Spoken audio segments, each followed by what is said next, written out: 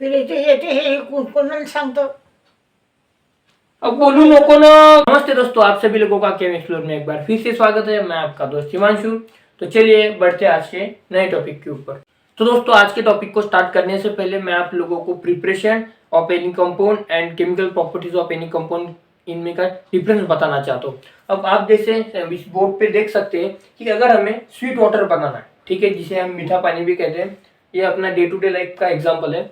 तो हम सबको पता है रिएक्शन में जो रिएक्टेंट जो जिनकी रिएक्शन होती है, मतलब जो रिएक्टेंट होते हैं वो लेफ्ट हैंड साइड में होते हैं एंड प्रोडक्ट जो होते हैं वो राइट हैंड साइड में होते हैं। अभी हमें बनाना है स्वीट वाटर, तो हमारे पास रिएक्टेंट कौन कौन से, शुगर एंड वाटर।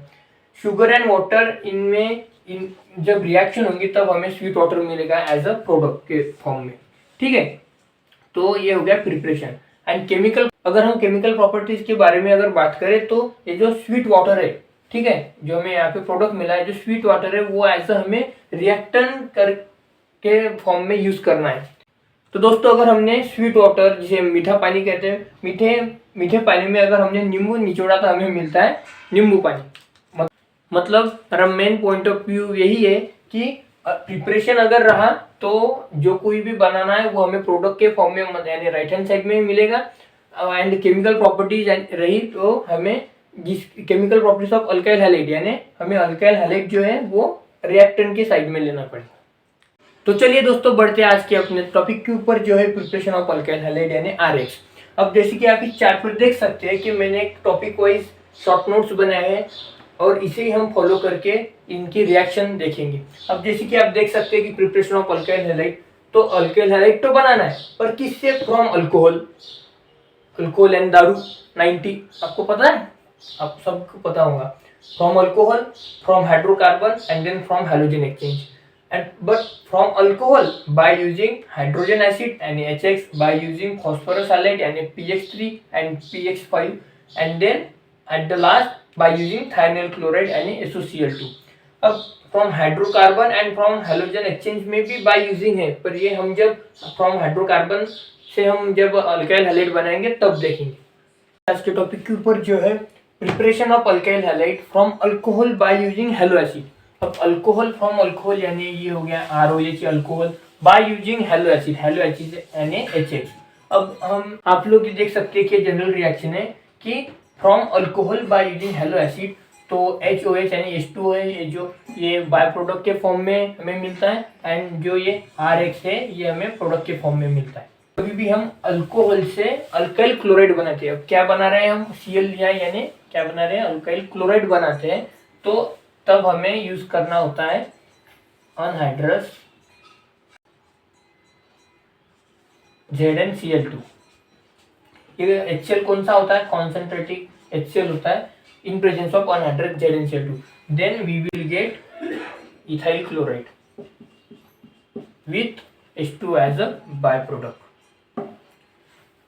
और ये फर्स्ट हो गया विथ HCl। अगर हमने सेकंड अगर लिया HBr के साथ अगर हमने अल्कोहल की रिएक्शन की तो सिमिलरली है, उसी तरह से होता है, बट डिफरेंस इतना है कि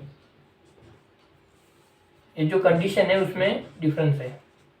कॉन्सेंट्रेटिक HBr in presence of NaBr with H2SO4 at certain temperature, then we will get CH3Br along with H2O as a byproduct। and in case of iodide, अगर हमने iodide का अगर एग्जांपल लिया तो similarly for iodide CH3OH plus HI, अब हम use करेंगे HI मतलब हेलो आयोडाइड। तो यहाँ पे भी Na और Ki along with H3PO4, then we will get CH3I यानी methyl iodide along with H2 as a by-product.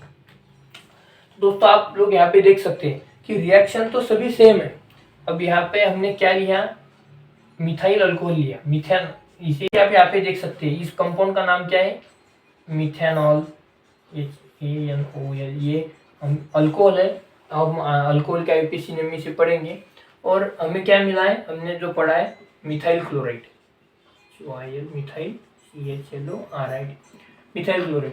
अगर अब दोस्तों इस पे क्वेश्चन कैसे पूछे जा सकते हैं, आपको ऐसे पूछा जा सकता है कि what is the action of concentrated HCl and unhydrous ZnCl2? What is the action of concentrated HCl and unhydrous ZnCl2 on methanol?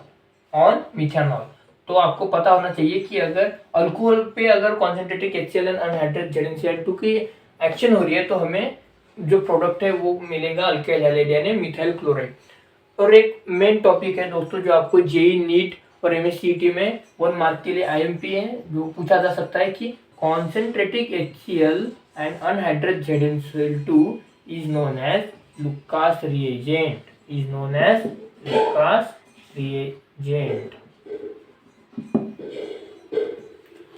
In case of HBr, concentrated HBr, we should use NaBr or H2SO4 at the specific heat or specific temperature.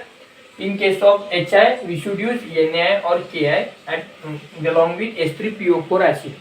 दोस्तों ये तो हो गया primary alcohol के बारे में।